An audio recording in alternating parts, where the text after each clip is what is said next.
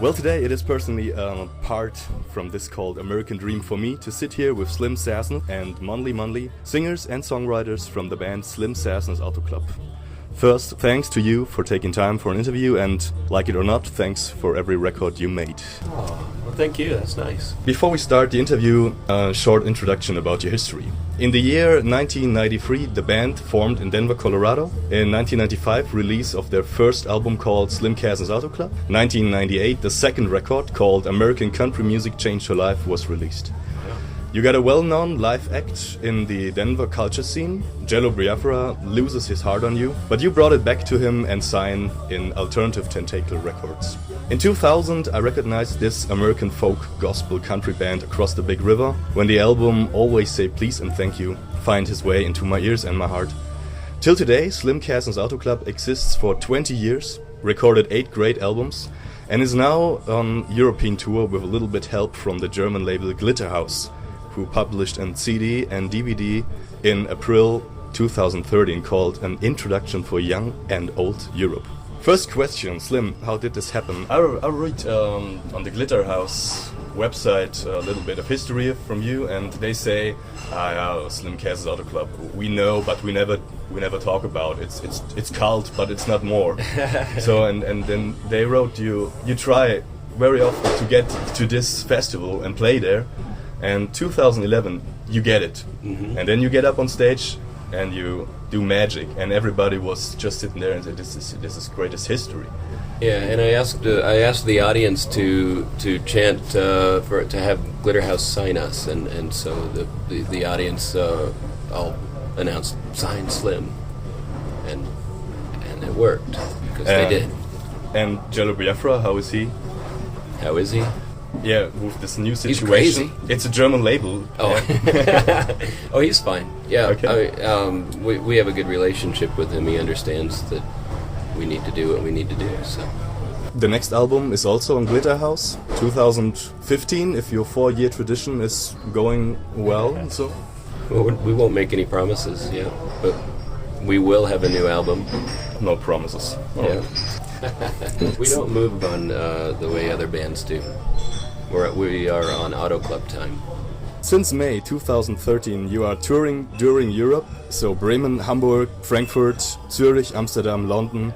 But in April 2009, you also visit Europe, and some places are still the same. So is the European Cessnacrowd still growing? And in the meanwhile, are your shows now sold out? No, I don't know of any shows that are selling out, but we do. There is an obvious growth that I don't know how else to. It does seem to be growing, yes, slowly. But that's also how we work and how we're comfortable with. But when you go to Frankfurt, Das Bett, and you play there 2009, and now you play there last year 2013. Is there more? Oh yeah, they recognize you. Yeah, absolutely. And that's even happened on this tour. We had more in Prague. We had more in where were we? Nuremberg. And we've never been here, so we don't have any way to gauge that. It's a very small club, so the most time you play in small clubs, huh? In Europe, we actually don't play this size club very often, so this is actually pretty rare for us. One of my favorite songs on the Always Say Please and Thank You album is called Cheyenne. Are you willing to tell us the story behind this song? It's just what it says. There's not much of a story. It just is what it is. So I see you. There's something terrible happened with girlfriend or someone. You drove to a very important place, and you got this broken heart. This. It could be that if you would like it to be. Okay. What inspires you to write the songs? That would be a better question for Munly right now. I don't know if I need inspiration. I guess these guys, because I want to do good by them. So you just kind of push yourself to do well. And if that's inspiration enough, well, that's more than inspiration enough, really. Yeah, I read. Nice.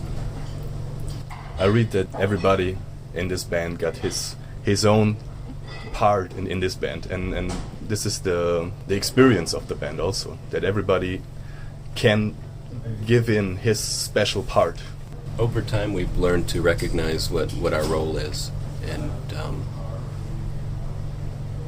and we use that, and that's made us stronger and better. I think it's a perfect business model, really. If you turn it into a business, that's how a business succeeds, is you find your strong suits and you go with them. And what for you do all this? Is it the money, the American dream, the fun, the glory, the honor?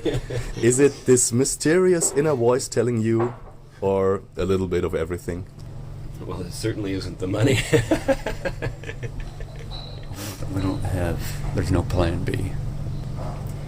We have nothing to fall back on. This is what we have committed to. This has been our ambition for so many years that we don't really have anything else to do, whether we would want to or not. There's no stopping it. Not that we want to, but if we did, then we would die. If it's true, you are an original son of a Baptist preacher man. Yes. And the most of the song lyrics you wrote are religious lyrics. So 2 questions about this. The first is, what's your position personally you represent in the discussion about homosexuality? Oh, that's interesting, because that's a big thing in the States with religion, and Also Russia? oh, absolutely. But I'm not. I don't have anything. I am not opposed to homosexuality whatsoever. I think that's ridiculous. The places in the Bible that discuss these things are in the book of Leviticus, where it also says to stone, adulterers and things that also we wouldn't do in this day and age. And I think that it was more in relation to the times that they were living in, and I don't really know what else to say about that. Okay. And the second one is about self-esteem and individuality. What goes on in your heart and in your mind when you hear the catchphrase, "Fuck God, believe in yourself"? I don't care. I don't know. It's okay if people want to think that way. I don't. Sometimes perhaps I do as well. So it's not really. I think that. I'm sorry, I don't know how to answer that. Okay. I've certainly have had my own struggles with these things, and with spirituality and religion, and I deal with those in my own way. In the interview with Robert Buchmann for the Ox fansign in July 2008, you tell us that all the characters in the songs, and even you, got so much questions about life, and that you believe in redemption and salvation, but you're still searching for it. So you said that you're still searching for answers, but what's the meaning of redemption for you exactly? I think that might apply more to how I was feeling at the time. I don't think I think about those things as much as I did a few years ago, even. I think that being raised in the church and being raised religious is it's an interesting. As you grow older and you, God, I'm just stumbling over my words, and I'm not able to put it into a properly for you.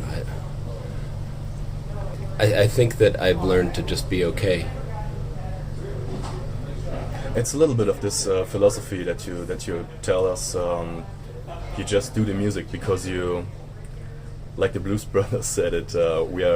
We just do it because God is telling us to do this. This inner voice. That's.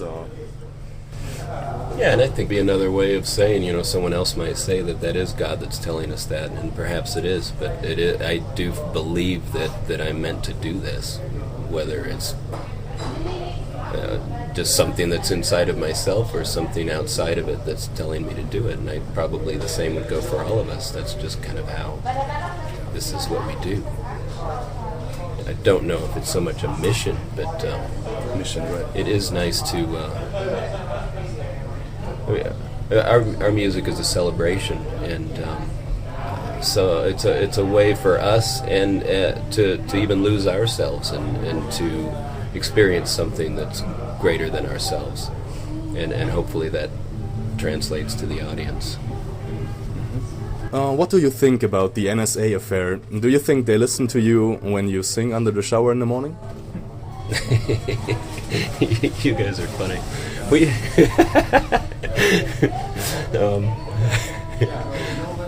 Personally, I don't really care if they do. We don't have anything to hide. Okay. Yeah. A perfect world would have these things not happening, I suppose, but it's just nothing that concerns us. For you, there's one category of music I don't understand. It's Gothabilly. I know rockabilly, I know psychobilly, and the German band Playmobillies. But what's the meaning of Gothabilly? That's something that we would never. That's a word I would never speak. So it came from somewhere else. So the Gothic is about the dark element in your music. Does this mean with Gothic? I think. That's probably why people say that. Because there is a dark element at times. Or a story can go to a place, to a dark place. But we have a lot of stories that go to a real bright place also. I see a little glowing aura there around your heads. It's not the heads, it's made some glory hello from your Johnny Cash Las Vegas performance in 1998. So, is there a nice anecdote to tell about an interesting situation between you guys and Johnny Cash? Maybe Munly, you're the storyteller of the band. Is there a nice situation between you and Johnny Cash happen? Nope. You just go there and play? You didn't meet him? We didn't even get to meet him. Are you sad about this? I was at the time. But I understand it a little better now. Would you tell us why? We'd probably be disappointed if we met him. Kind of like how you're feeling disappointed now by meeting us.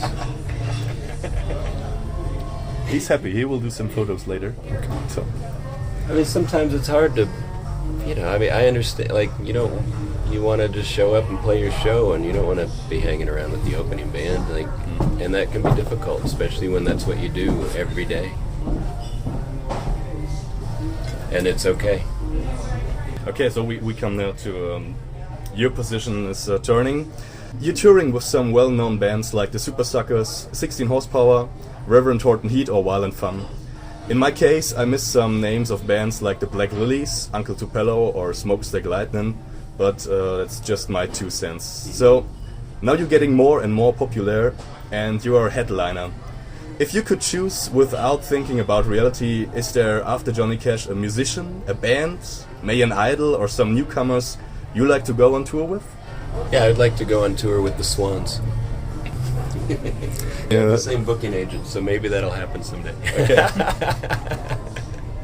Thank you guys for the interview, and I'm very excited if the new album comes out. You don't promise, but It will come out, yes, and it will Great. be very good. sure it will. Yeah, probably Okay. the best one. Okay, you got to mess with Always Say Please and Thank You. So It's interesting because people have different ideas of what their favorite is. I've heard every one of our albums is somebody's favorite. That's in a good. interviews and people who we speak with, so that's nice. I'm glad you like that album because it is an important album. It's hard to pick a favorite for me, except our next one I think will be my favorite. Okay, so we see again on World Tour 2018. Yes. Thanks for the interview, guys. Thank you. I was just getting warmed up.